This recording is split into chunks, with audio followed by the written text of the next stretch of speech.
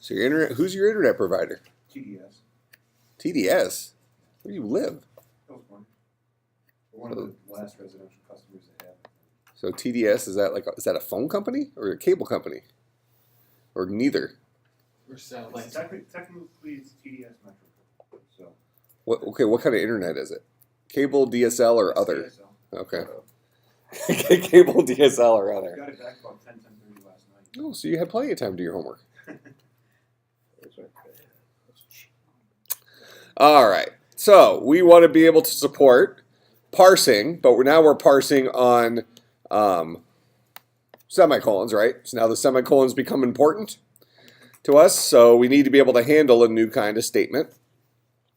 So that is a variable statement. So if we dive into our parser and see how this guy currently works. Oh, yeah.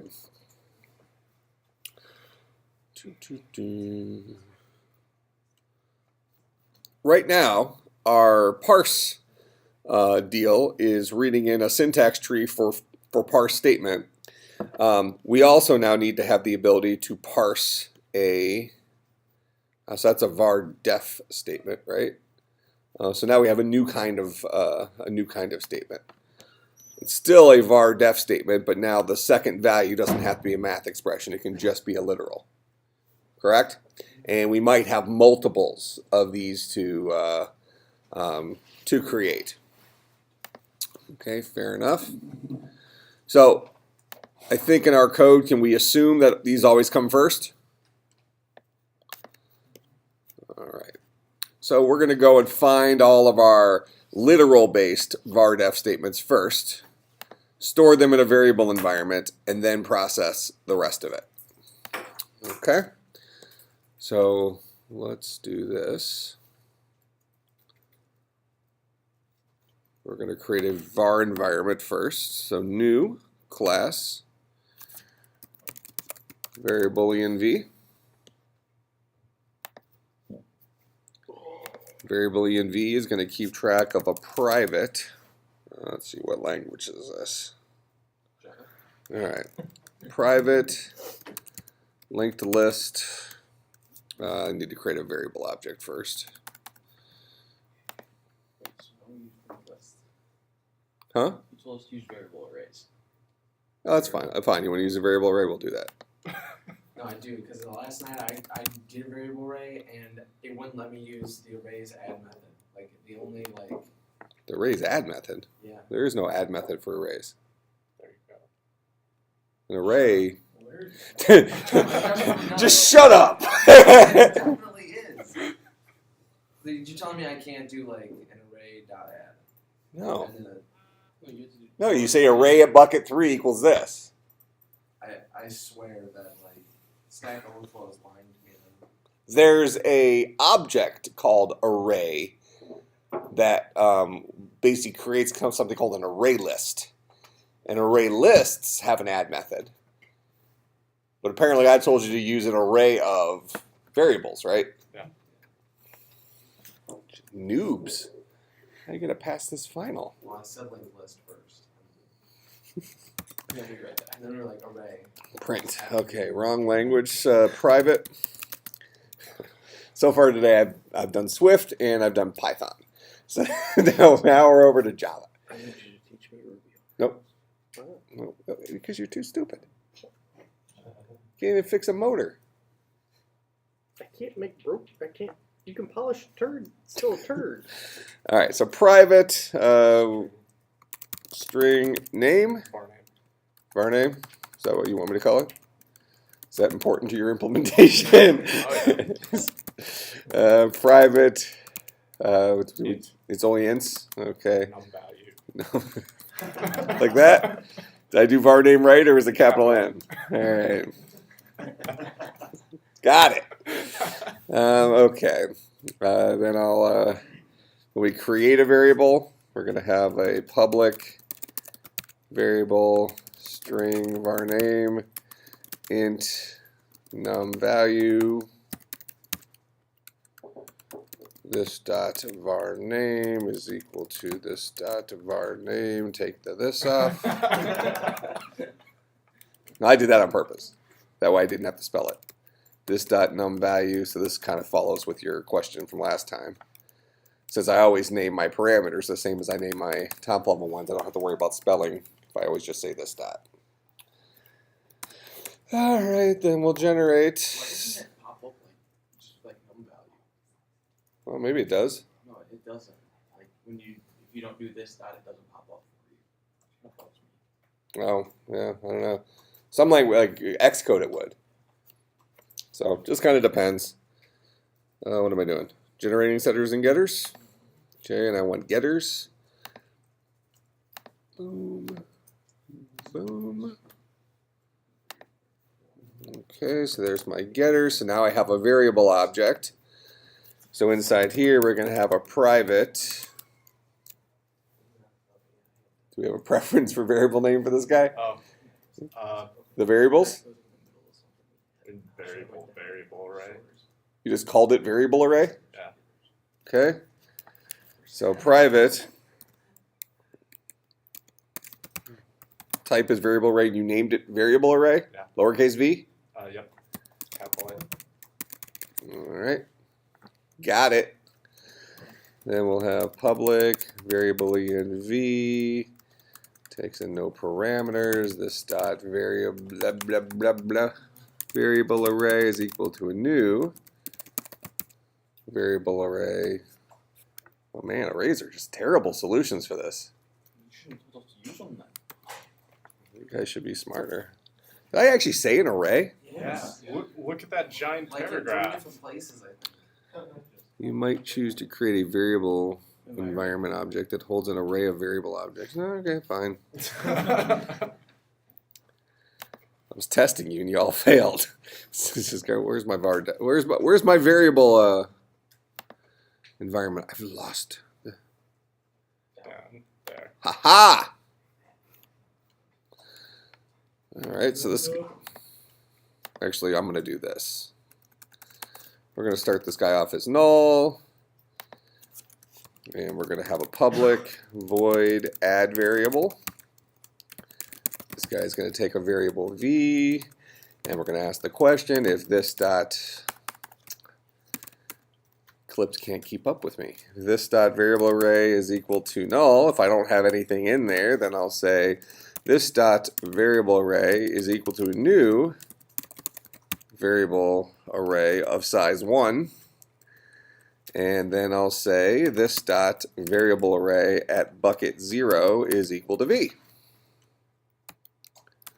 Else, there's already crap in there. Therefore, I'm going to create a new variable array. Temp. This guy is going to be equal to a new variable array of size, this dot variable array dot length plus 1. Then for int I is equal to 0, I is less than this dot variable array dot length I plus plus. We're going to say temp at bucket I is equal to this dot variable array at bucket I. That'll copy all that over. Then we'll say temp at temp dot length minus 1 is equal to v. Then we'll say this dot variable array is equal to temp. All right. This is the worst solution ever. So this variable array, remember back when we talked about burning down a house to add a deck? I like this plan. Remember that? When we talked about arrays and one of the weaknesses, so here's a little review for the final. Weaknesses of arrays is that they're fixed in size. So what we did here is we originally started off with no array. And we added our first variable, then we have an array with one variable in it, one bucket. Then we decide, okay, you want to add another variable? No problem. We're going to make a second array with 2 buckets in it, copy everything from this guy, add our new guy here, then destroy this one by putting this one right here. Brand new plot of land. Want to add another variable? 3 buckets. Copy bucket 1 and 2 in, put bucket 3 there, destroy. New land. Make sense? Horrible implementation. This is why linked lists are better.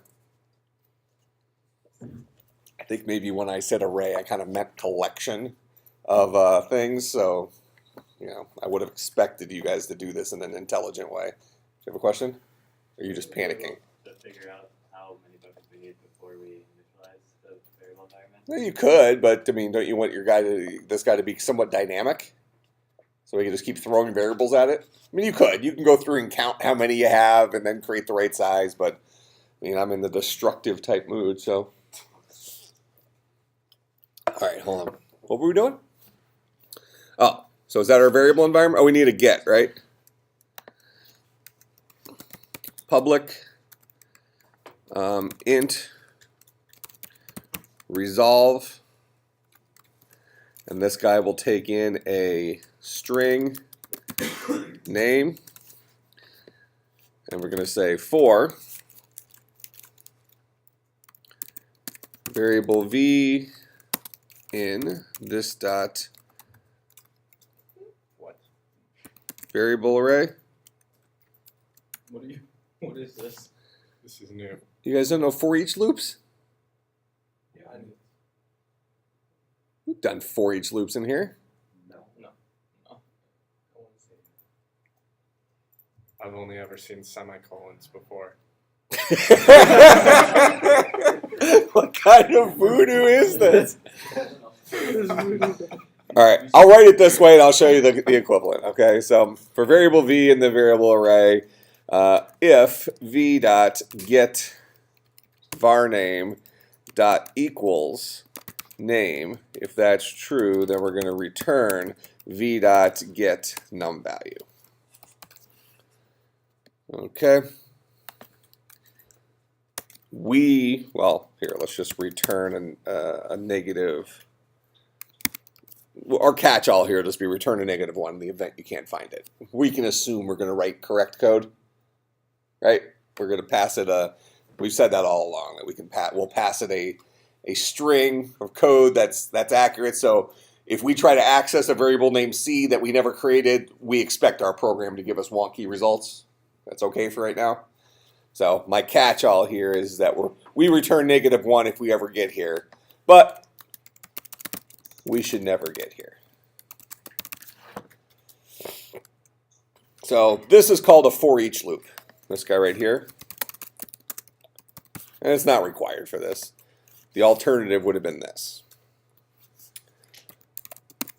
Variable v for int I is equal to 0, I is less than this dot variable array dot length I plus plus v is equal to this dot variable array at bucket I, then the same code we have here. So these two loops are equivalent to each other. In this first one, if you don't need actual access to the index, like you don't need to know you're at bucket 0, bucket 1, bucket 2, so on and so forth, this just says go through all the elements of variable array. Each time through, set v equal to the next element. And then you can use v in here. And you can name this dog if you wanted to. It doesn't matter what you name the variable as long as you use it by the same name inside here.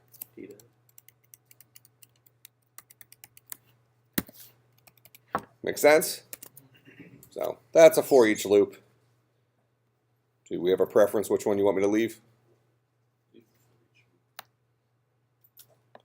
You're running the show here. What do you want?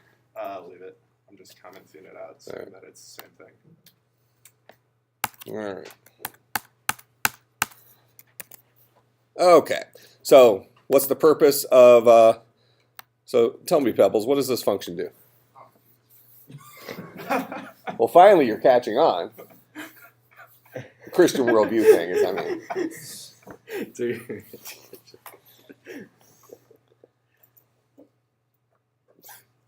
Well, just read it. I'm not asking you to pull from some knowledge base from out in left field. What does this guy do? He takes in a name. We loop through all of our variables. And what do we check for? What question are we asking right here? Okay, and we're checking to see if var name is what?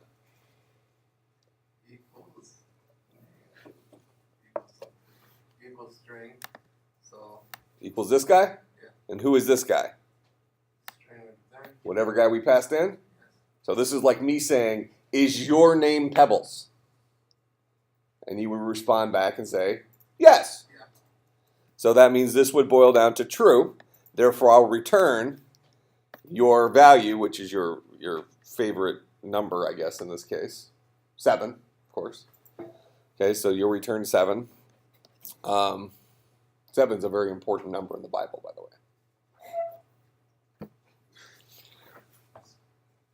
Racking up the points. When does Macbeth start? It's over. Is it over? That was last weekend. I saw the posters. I'm going to bring my wife to that.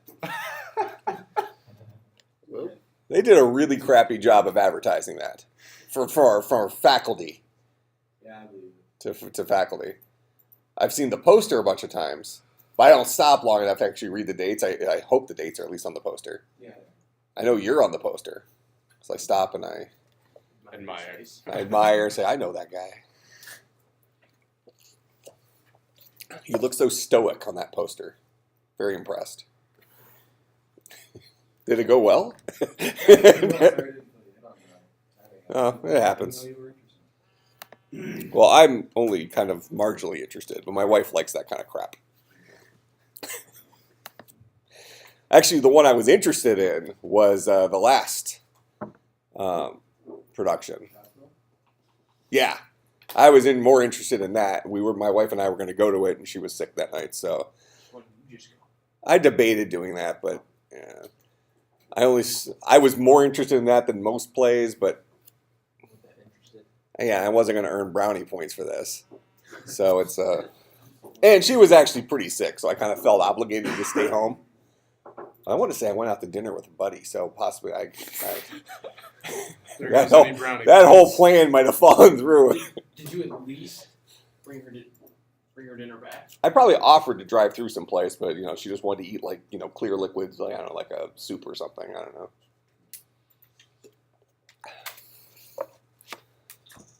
It is funny. Early on in relationships, guys are far sweeter. Once the wooing process is over, we just turn back into guys. So what's our next step? I don't know. I'm talking. My wife wants me to clean out my garage. Okay. Does that mean move the hot tub? No, oh, it means get rid of all the inflatable boat stuff that's the leftover fallout from that just messed up. Hey, okay, Back yet? huh? Have you sent it back yet? No, that's part of the cleaning up the garage part. a lot of stuff. We'll get there. Wait, so all the stuff you were gonna send back that you had in the back of your car, Yeah. you had to take that out, or No, I Oh, sent that that stuff back. stuff. That stuff's back. So I told her last night the problem is the big box that the trailer hitch came in, and she said, no, the problem is standing right here. She pointed at me. She pointed at me. All right. Did you tell me what resolve does? You did. Resolve returns the value associated with this variable name, right? Okay. So now we have a variable environment. Variable environments allow us to add variables to the environment, and in a really crappy way, it adds to this array. And then we can also ask the environment to give us the value associated with a variable. Fair enough? So there's our variable environment. There's our variable. And now we go back into Parser.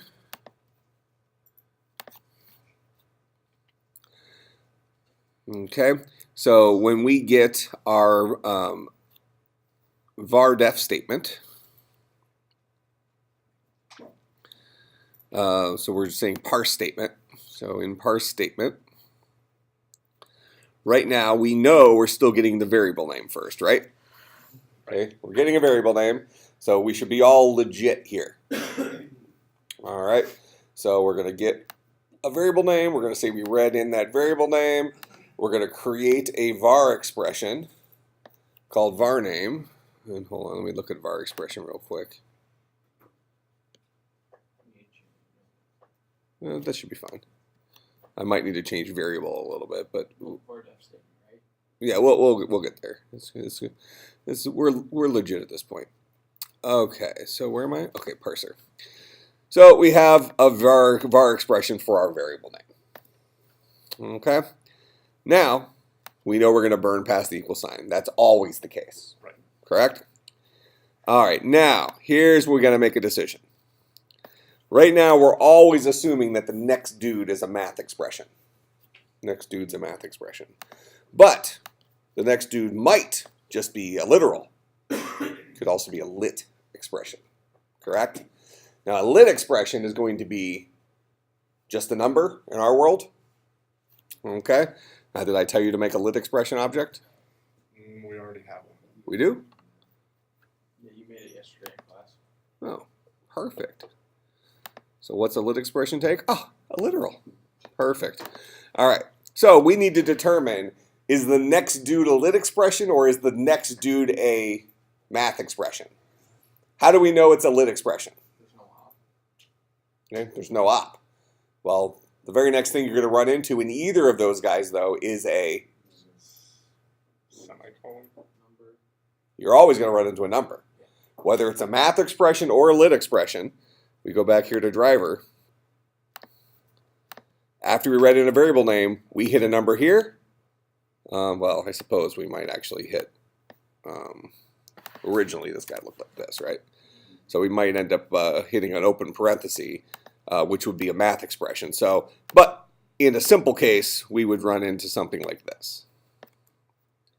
So the next thing we'd run into is a number, just like the next thing would be a number here. So we don't necessarily know that we're wrong yet. Correct? As soon as we hit a number, hit a literal, that doesn't mean that we are, it's not a math expression yet. When we hit that operator, that's when we know we have a problem. Okay. So we're going to go into, now let me ask you this. Is it fair to say that math expressions can come in two forms? Could a math expression come in the form of just a literal, or a literal followed by a, well, or an expression followed by an operator followed by an expression?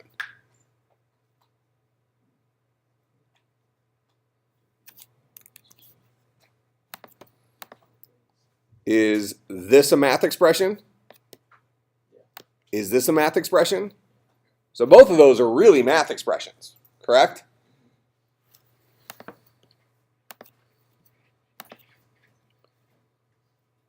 So when we have math expression here, we are now assuming we have a left operand and a right operand and an operator.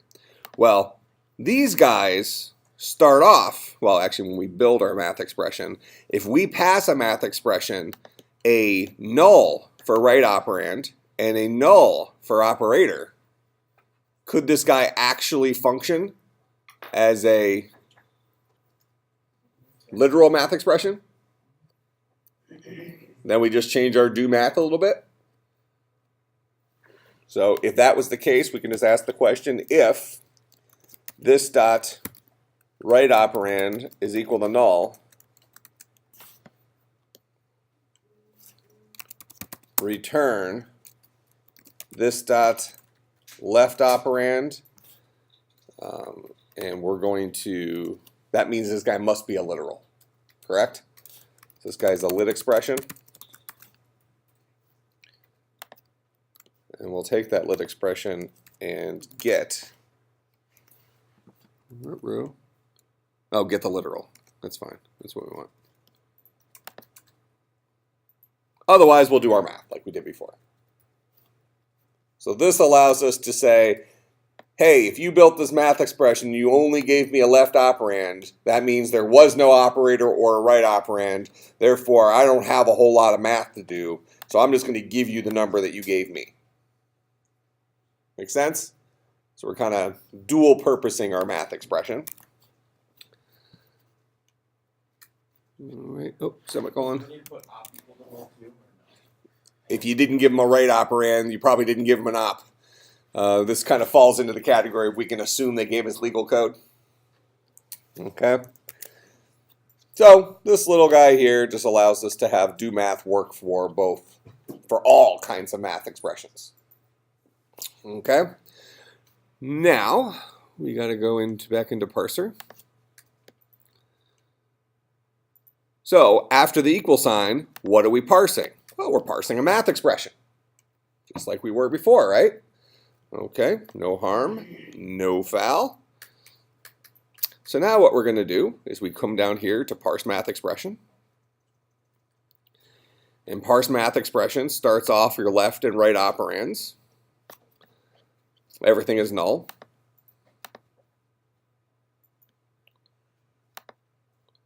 We try to get the next token, which should be a number. Okay? But if that token is a 0, if its length is 0, we know this is that parenthesis dude, right? We know it's one of those animals. Otherwise, this is our left operator. So we can say we read in of our expression, and here's our left operand right here. Okay. Otherwise, that was for our var expression. We wrote this last time? The var expression guy? Oh no, we wrote that before because we weren't processing the math. We changed it to symbol last time. Oh, okay. Right. All right, so now we read in our symbol. We either read in a var expression, if the symbol is a var expression, otherwise it must be a lit expression, so we'll say we read in the lit expression, this guy. In either case, after this else is done, we have our left operand. Every single math expression will always have a left operand. Okay? That's of some type. Next thing, we're trying to read in our legal op characters. So we read in get next token by op, and if the next thing we read in is not an op, so let's look at this. Let's go back to driver. So for instance, if we're reading this math expression, we're saying get the left guy. Ignore. Get this guy, trim. So that's our left operator. We have a literal. For all we know, this is still a normal math expression that where the operator's next, correct? Now we're going to say read in the operator. Ignore, there's my operator. So we're going to get the operator. Now, what if it wasn't an operator? For instance, what if the next thing I read in after this was a semicolon or space, ignore, semicolon? What does that mean? It means this guy is one of those specialty math expressions, the ones that only have a left operand. Make sense? Okay. So back here in parser, we try to read our op. Our op is going to be a string. When we call getNextToken, passing it the legal op characters, how do we know?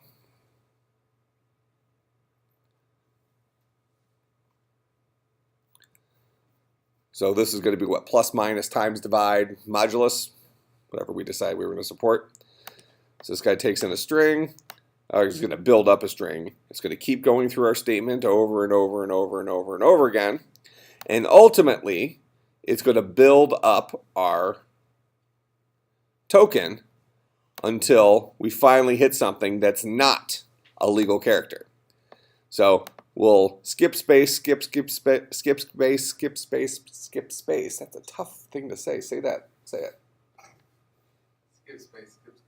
See? Man. Gold. So in any case, in our example back here, the next thing we'd run into would be the string that's that guy. But in our example over here, the next thing we'd run into is our semicolon. That would break it, correct? What does that say to do? Back here in parser, we're going to read it in. Finally, we're going to get to our else. This means we are at the end of the token. We are always trimming leading and trailing spaces. So as long as we were collecting spaces, we ignored, and then we hit that semicolon. The semicolon wasn't there, so we basically have token filled up with spaces in our current example, right? And then we're going to break out of this and trim that, which means that in our case down here, when we're trying to read in our operator, if op.length is equal to 0, we have a literal math expression. Therefore, what are we going to do? We're going to return new math expression, passing it left operand, and math expression takes in string for right or char for right. Oh, and left operand right now. Operand, the op expression. So left operand up here should be parse math expression. Otherwise, it's a var expression or it's a lit expression. That's fine. So left operand is legit, then null, and we're returning that. So here's a little minefield. If the next thing we ran into was an operator, what does that mean we're going to do? Well, it means that we're going to just create a math expression that just has a left operand and none of the other stuff. And we're going to return that to whoever called this guy. And who called this guy? Well, depends. It's our statement guy, right? So our statement guy up here is our var def statement. So what did he do? He read in the variable name. Then he burned past the equal sign. Then he said, give me a math expression. So he either got a traditional math expression like we've been using all along, or he got this new specialty math expression. One of the two. Regardless of what he got there, he's going to burn past the semicolon. Correct? And then what is he doing? He's returning that var def statement. And where did this guy get called from? Parse. So here's our parse statement. But wait a minute. We're not done. We got more crap.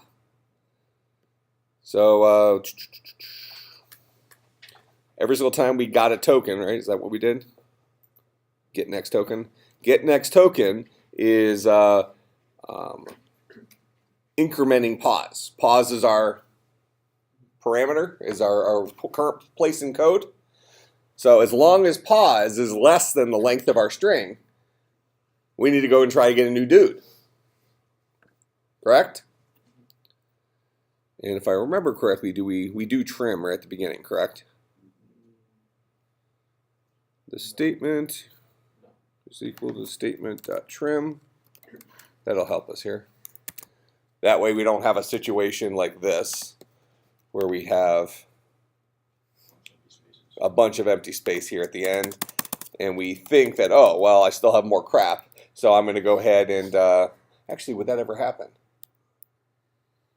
Because aren't we looking for space here too? Yeah. Oh. Well, it's certainly not going to hurt.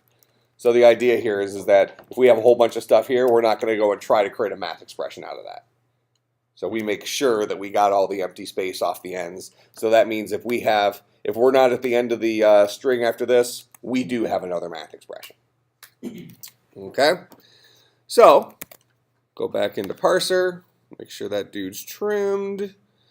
Inside of parse, we want to keep doing this while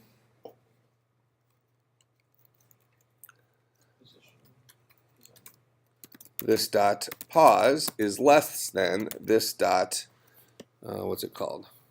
The statement dot length.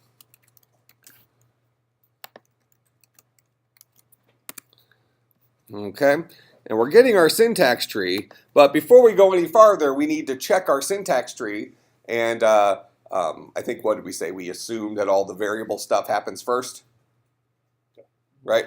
So that means if we're still kicking here, then let's see, what can I do?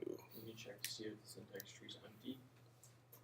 Syntax tree would never be empty because of that trim. We'll always have a real value from parse statement.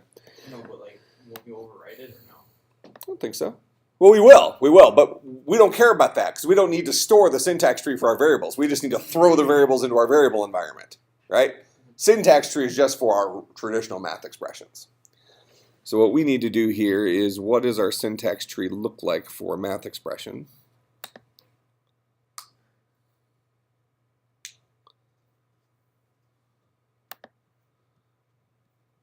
So do math.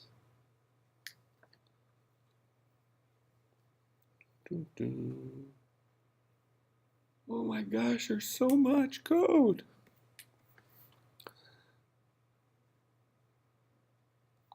Parse, here's a math expression, do math.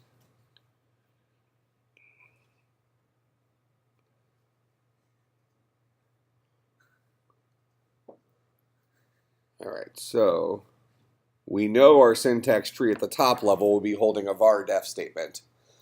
A var def statement we know is going to have a variable name. So a var def statement will also have a math expression, so we need to be able to get that math expression. All right, let's just do this. We're going to teach a var def. We're going to say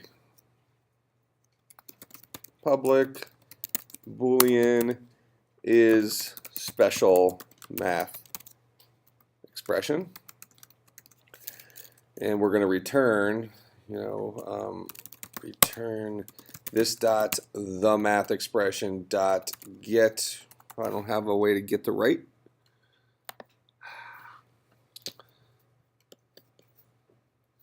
Teach math expression this. Public Boolean is special. And this guy will return this dot right operand dot equal null. So this guy's special if his right operand's null. Correct? We didn't load a right operand in there. So then in var def statement, for whether this guy's special, we're going to return this guy dot is special. So math expressions is special, just returns whether his right operand is null. Var def statements is special, returns whether his math expression is special. So here in parser, we have access to the syntax tree, which is going to be a var def statement, right? So now we can say if this dot the syntax tree dot is special math expression, if that's a true statement, that means I have something to add to my variable environment. And I know there will also be some more crap coming up next. So what will we do here? We're going to say, we need to actually define our variable environment up here. So private variable, did I call it variable env? Is equal to new. Well, actually, hold on. Variable env, let's call that env, is equal to a new variable env. All right. And with the environment? No, the environment's a blank environment. And then we're going to add some stuff to it. Okay, so if I'm right here, I know I have a variable to add to my env. So I'll say env dot add variable, new variable, and what does our variable constructor take?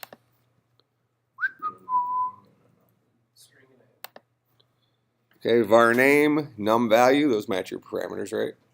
Okay. So we got to give them a name and a value. So that means I'm going to say, where I'm lost. How did you guys do this homework? Okay, so we're going to give him the name, which is going to be this dot the syntax tree dot syntax. Syntax. See, this is why I do it this way. You spelled syntax wrong. Yeah, the syntax tree. Dot. Do I have a get name? Oh, noob. All right. So I need to give myself some getters. It's just getters here. So source. Why doesn't that work? Generate getters and setters. So we'll let us get that. Let us get that. Perfecto. So now we have that getters in our var_def statement. So I want this dot get variable name, right? The var expression dot get. Oh, come on. Var expression. I technically could steal his toString, but we'll at least be less sucky here. Although we already have the The exact same thing. yeah, it'll be the exact same thing. All right, so there's our getter for var statement. So back to parser. This guy dot get var name. What's wrong? Going too fast? Yeah, I'm gone. You- I was close, but Where do you need me to go back to? no, just keep going. So we're almost done. Just keep going. I'll just take it for you later. Now I'm lost again. Okay, got it. This dot the syntax tree dot get the math expression dot I need left, right? Whoa. Whoa. Okay, so here, just so we don't look like freak shows, All those getters and setters I had. we'll get ourselves getters for all these guys, just in case we ever need those. But we really only need left operand, right? Left operand, right? Get it? Haha.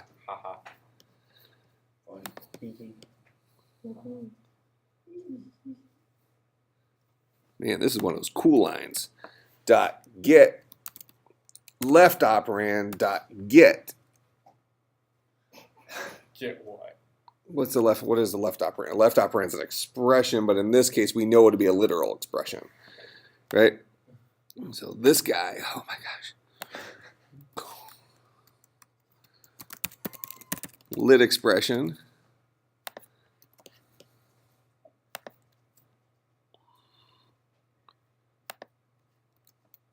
dot get the literal. There you go. Nailed it. It's a one-line if statement that didn't work. Oh no, this is gonna work. Do that on me. So we're gonna say environment add variable, a new variable. The first parameter is the syntax tree, get the var expression, get the variable name. The second parameter is going to be the lit expression, that is the syntax tree. Whoa!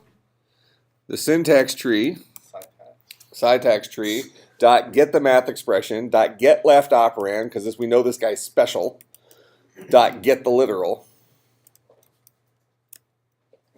And, yep, so that's for our new variable. All right, so now we added that guy to the variable environment. Now we can spin back up, go get our next syntax tree. So we know that the last syntax tree we get will be our real math expression. Correct? All right, then what do we do up here in parse? All right, so at the end, parse is going to hold our final dude. And so out here in driver, is that where we actually call do math? No, do math is a math expression. Well, I know that's where the function is. Where do we call the function? It's in parser, I think. Yeah, it's right after math expression or parse math statement somewhere. Oh, like at the end of parse? No, I think it's in parse statement right after we get the math expression.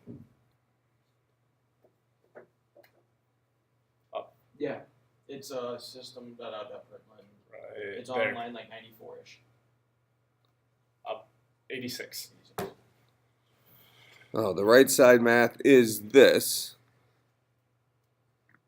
So that's for parse statement.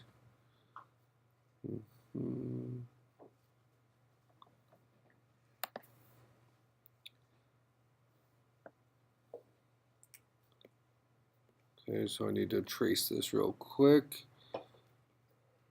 Parse says, call parse statement.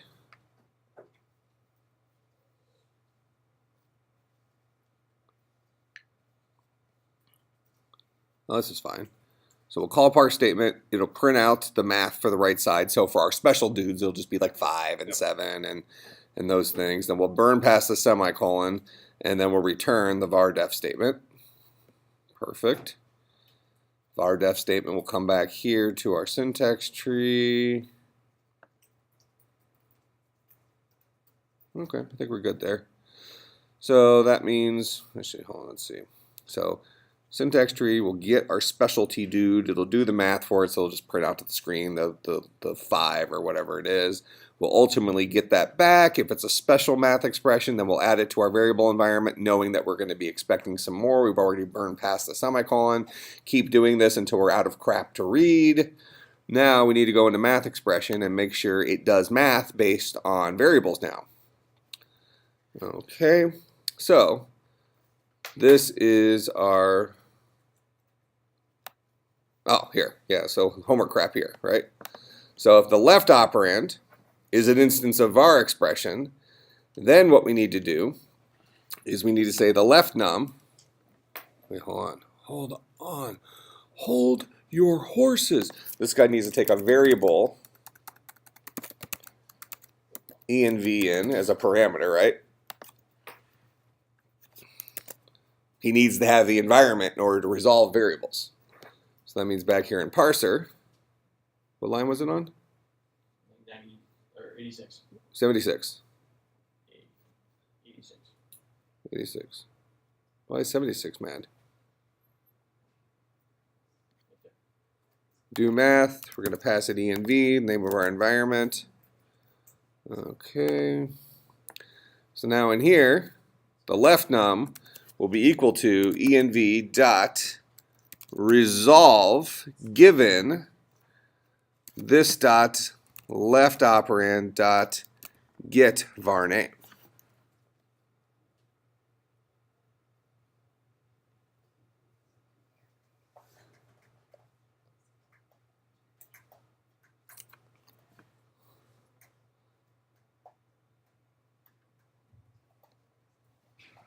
If it's a lit expression, otherwise it must be a, do we ask if it's a var expression? Oh yeah, here's homework crap here. So then the left num, right num, the right num is equal to env dot resolve this dot right operand dot get var name.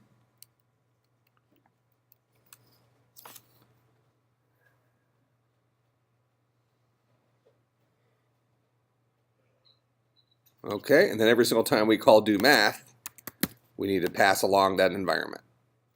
So it has access to all the variables that we may have created. Right? Okay. So this should be a is 5, a times 7 plus 2, so 5 times, what's 5 times 7? 37 is the answer. This should be 37. Mm-hmm. Up to. You have 2 variables. It's like a times b set b equal to 7. Very simple. Bad syntax. That good? Wait a sec. That's right. It was right. It wasn't reading everything or printing everything, was it? In B? Or... Apple, Oh, a times b plus 2. Well, the apple. you didn't scroll all the way up, that's why. Oh, so I'm good? Yeah. And you guys didn't expect that to work on the first try, did you? Sick.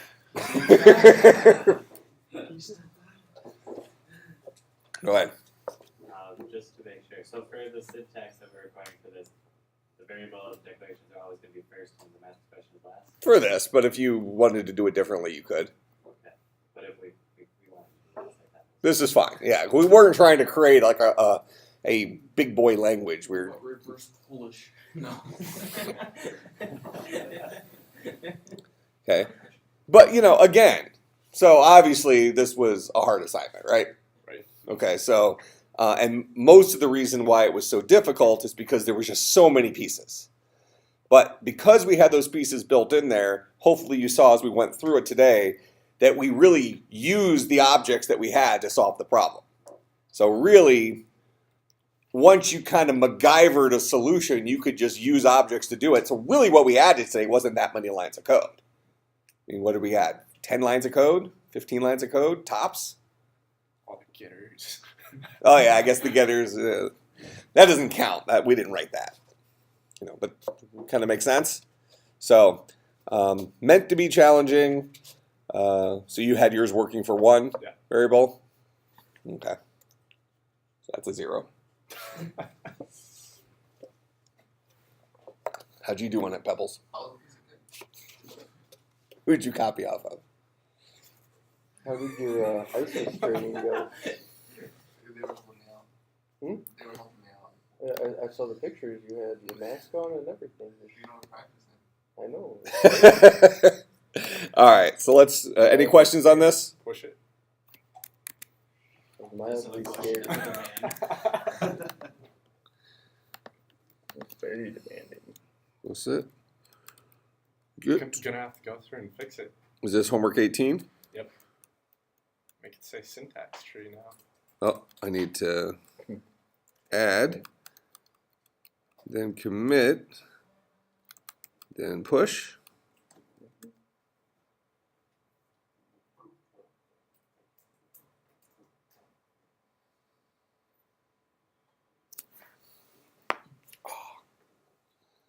All right, should be there. All right. What's up? Review. All right. Exam. The entire exam is going to be on syntax trees. Remember what happened last time you wrote a really hard final exam? I had a blast. When was this? Your cat died. I know. Ay. Okay, let's You see. didn't know about that? No. No? It was last semester, wasn't Yeah, it? Was it? yeah. Was it in here? 250 or was it I think it was the cat died in 325. here. No, I think it was 325. 325? Yeah. Yeah, like at the exam, he said, "I hope your cat dies." 2 days later, she died. It was planning. Wow. That's a 0. Took her in for like moment. took her in for like her yearly vet visit thing, and they have to do everything while she's unconscious. They just never brought her back out. It's like, we found a huge mass in her abdomen. You don't want to deal with this. All because of him. We were getting breakfast that morning too. We were. Yeah, we were sitting at breakfast. You got called. Yeah, when I get the call, that it's like, well, your cat's on the table. We got her out, and she's dying. Like, what do you want to do? Like, what are my options? All right. Rate easier finals. It's still 250. Well, we just kept adding to the. Let's see.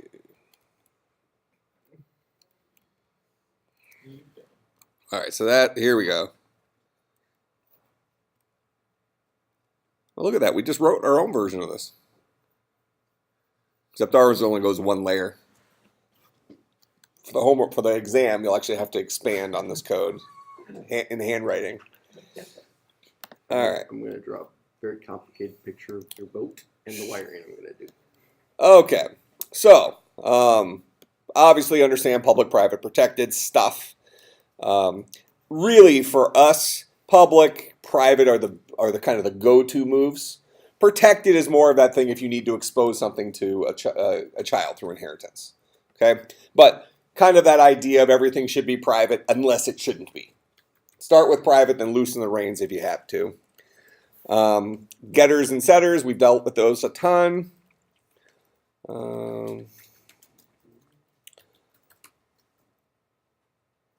Certainly classes versus interfaces. We talked about those, right? Yes. Okay, classes versus interfaces. Abstract classes, specifically. What does that mean for a class to be abstract? Let's see. Why arrays suck in some cases, like adding to a variable environment that constantly is changing in size. Okay, so arrays are fast, but they are memory inefficient in that we have to, if we want to add something to it, we have to add more memory. So it's benefits, data structures. So we talk about linked lists, doubly linked lists, linear data structures in general. These are all the things that linked lists are the core for building. So that's queues and stacks. Okay, these are our linear data structures. Then we started talking about trees, our nonlinear data structures. We started off dealing with binary trees. So binary trees are everything to the left of the root node is less than or equal to the root node. Everything to the right is greater than the root node. You can take some allowances and say everything to the left is less than the root node. Everything to the right is greater than or equal to. Just as long as you're consistent. Okay, but these guys are stored in order. But what's a weakness of a binary tree is it may get unbalanced depending on the order in which you add data. You can add the same data into a binary tree in a different order and get a very different tree. Okay? So understand the post, in order, pre-order, traversal type stuff. Did we ever get that correct? Yeah, this is correct now.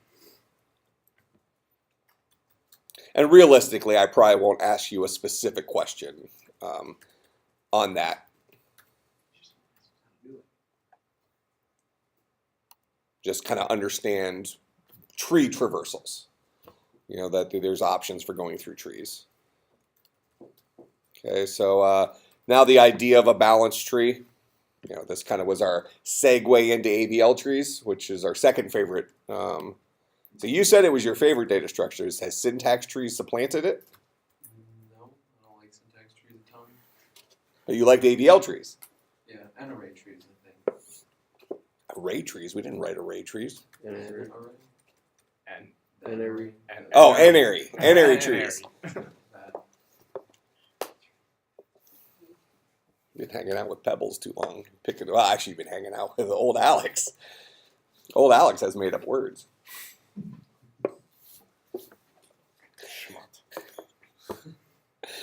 Oh, I was talking to Blade this morning we had our coder meeting. Blade's hilarious. Have you met Blade, old Alex? I'll have to introduce you to Blade. Oh, the Chinese guy? Yeah.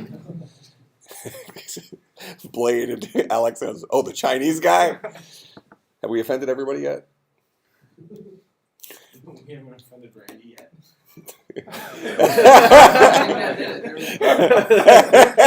Problem solved. we covered it. I think it's possible to offend me. So. Is that a challenge? I feel like it's a competition now. Several years, I'm still friends with him on Facebook. Several years ago, we had a student here, a black guy, and people would say, "Is he here?" Take the recording off. No, it's fine. I mean, I'm friends with the guy. This isn't that bad. Because obviously we wouldn't make fun of somebody unless we kind of knew they were a good jokester about it or whatever. But so he came in, and the other students would always be like, "Is he here?" It's like, I don't know. Let's turn off the lights, and they told him to smile. I guess that was kind of bad.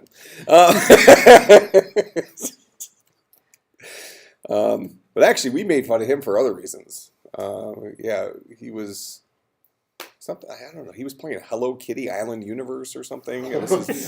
That was his video game of choice, and he was all upset they were making fun of him because he just got the purple dress. All right, so we talked about balance trees. Lexical addresses, so kind of the depth of something in a tree as well as its value. Then, of course, we talked about AVL trees. So these are one of our self-balancing trees. Okay, and we talked about the rotations for an AVL tree. It would be fair game for me to ask you to, if I gave you a tree and I told you to show me the steps for a rotation to bring it back into balance. Okay, I wouldn't ask you to code What do it. you mean by show? Here's Draw an pictures? unbalanced tree, tell me the steps to balance it. Draw pictures. So draw pictures, give me step-by-step instructions, rotate a pivot about this spot, then pivot about this spot, that kind of thing. So me showing you a picture of a tree that's out of balance and you telling me how to balance it. Okay? It's like that. Yeah. Okay, so then maybe it could be a trivia question for B trees. I don't know if I'll ask this. This could be an extra credit question, possibly. Like, because B trees are another type of self-balancing tree. They're specifically used in databases. So I might ask you, why are they used in databases? We talked about it in class. It'll only show up in extra credit, so I won't tell you the answer right now. Okay, so there's our algorithm for B tree. B trees.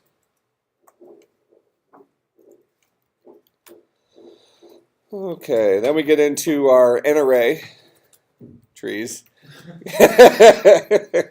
So our N array trees. See, N array would have another I R. know, it's just always like Like that, when right? I wanna say that type of tree, I just like say it as an array. Okay. All right, so this is, I mean, doesn't N array sound cooler? And it Sounds like more legit, right? All right, so this is an N array tree.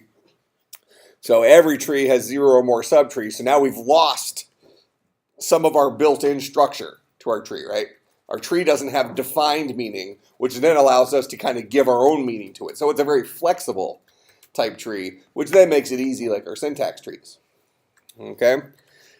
Typically used for representing non-arithmetic data. So we have to give our own definition to the contents of a syntax, to an n-ary tree. And we use syntax trees as our example. So here's an example of a syntax tree. I would say it could be fair game for me to give you a syntax tree and that's fully built out, and for you to, or actually, it would be fair game for me to give you something like this and have you draw me a syntax the tree. other way around better. Yeah. Where that's you, what- where you give us that and we have to build the equation. I like that. But I like. Well, be able to go both ways. You're right. How many cats do you have? Are you gonna use like the same wording, I guess? Yeah, ish. Except for the So then, parentheses like, expression. yeah, is it gonna matter like with the parentheses expression? What do you mean is it going to matter with Like, the? do we need Because to like give it- you yeah, said, do we you need to could put break it parentheses? down more if you wanted to. Yeah, like you know how you see how it goes math expression, and then you have parentheses. Oh, you mean if you don't break it down more, it'll be a 0. How many cats do you have? I'm pretty flexible.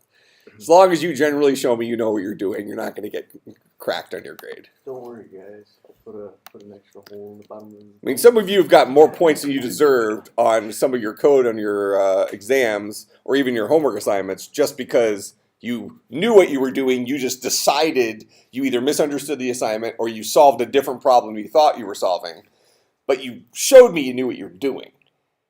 I mean, there's a difference between an incorrect solution and incompetence. Those are two separate things, right? Okay? Incompetence. Sometimes incorrect solutions.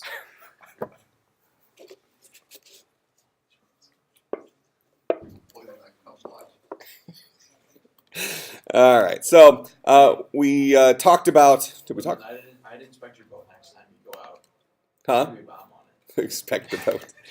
So he's gonna drill a big hole in the plug. Put a bomb in it.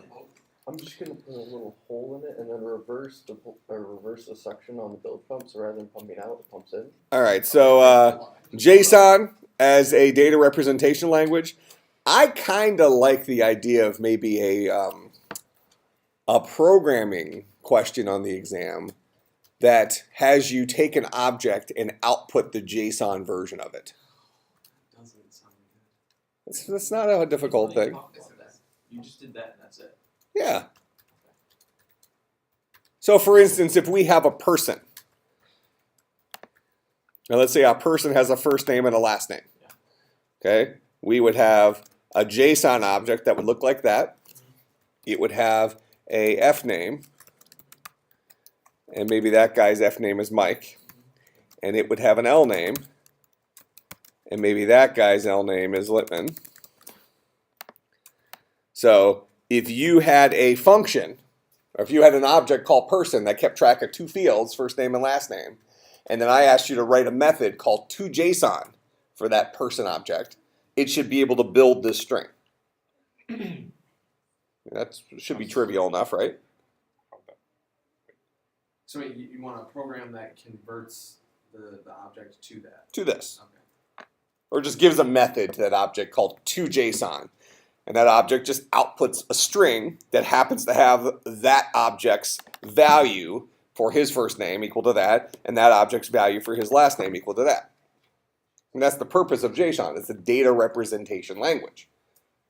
So this is a way of storing the data associated with an object. Make sense? I'll ask you later. No.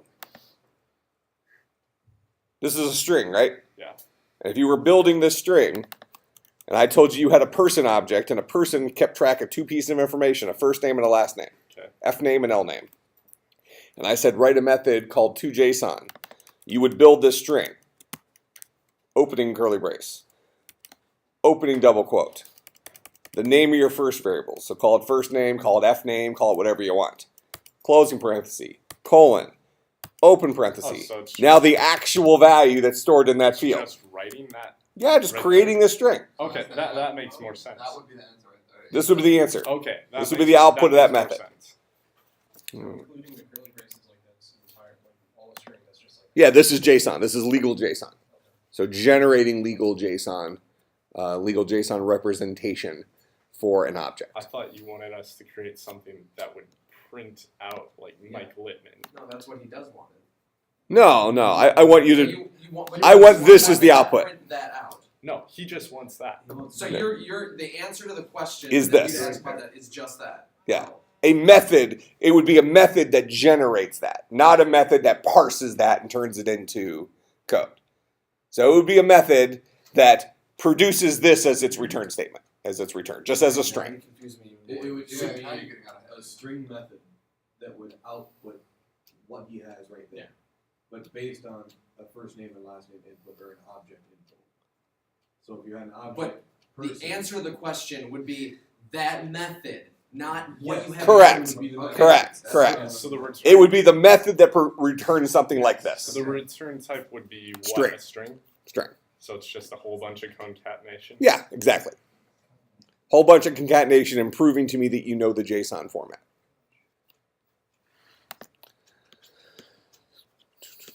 It's like, would we need a getter for F name and a getter for last name, or? Not if it's a method that's local inside person.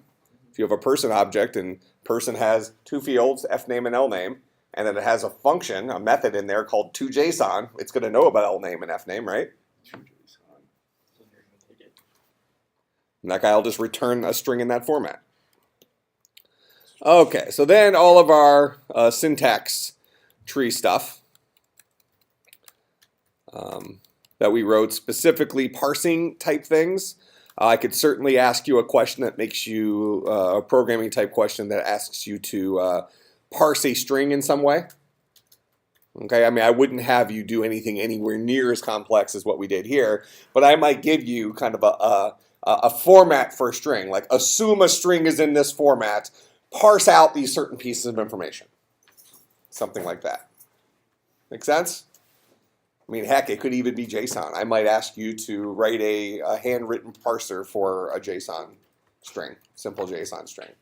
So maybe even take something like I just talked about outputting and turn it back into a person object. That'd be an excellent question. Oh, I'm so excited about this exam now. Done nicely. All right, so it will be cumulative, but obviously we know a lot more now than we knew at the beginning of the semester, so most of the focus is going to be on things we've done since the midterm. Okay, but I will certainly throw in some, what should be freebie type questions. What is the difference between public, private, protected? What does it mean for a class to be abstract? Stuff like that. Things that should be free points. What's a Boolean expression? Certainly. What's a Boolean expression? I might ask you to write error-free hello world. That's literally graded in binary. Perfect, you get all the points. You miss one thing, it's 0 for hello world. So, I mean, I'm going to give you some questions that allow you to definitely get a bunch of points. As long as you show me you've learned something this semester. Then you're going to have your programming questions, depending on, it might be 2 or 3 programming questions. And obviously those are going to be more challenging for some of you. I'll try to make them in the realm of doable, right? Okay, but there isn't going to be a great reason why you can't get at least a 70 plus on this exam as free points. Okay, just from knowing vocabulary. Make sense? When is this exam again? That's a good question. When is this exam? Tuesday, 10:10. Tuesday at 10:10? Okay. Make sure you're here. Sound good? I'll be here, I just didn't book, so. All right. And you do have, I'll probably design the exam to take roughly an hour, but you'll have the full 2 hours to work on it. So I don't want it to be a time pressure thing, but I'll design it to take an hour if you're competent. Okay, I will see everybody on Tuesday.